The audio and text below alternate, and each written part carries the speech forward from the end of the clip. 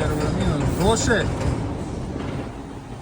Ну, как вы видели, у Мана проблема со стуком и с дымом.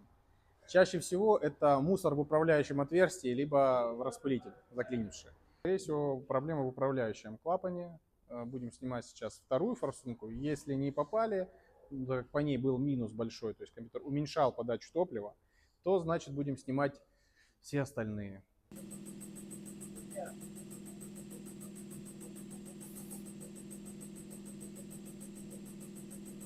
Опа! Мы попали. Распылитель не заклинивший. Давай под микроскоп. Давай. Вот у нас управляющее отверстие. Вон там какой-то камень, то ли какая-то шляпа. Вот поэтому и будет стучать. Вот он. Я прошел. Сейчас покажем в микроскоп. Я Все, контент. прочистил, да? Да, я это. Острие.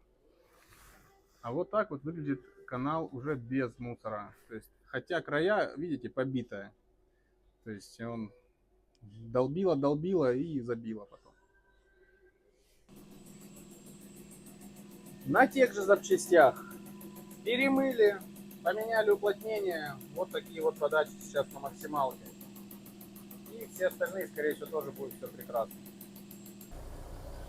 Ну и вот так вот работает машина после того, как мы вытащили из управляющего отверстия мусор. Ни дыма, ни стука. Четенько, ровненько.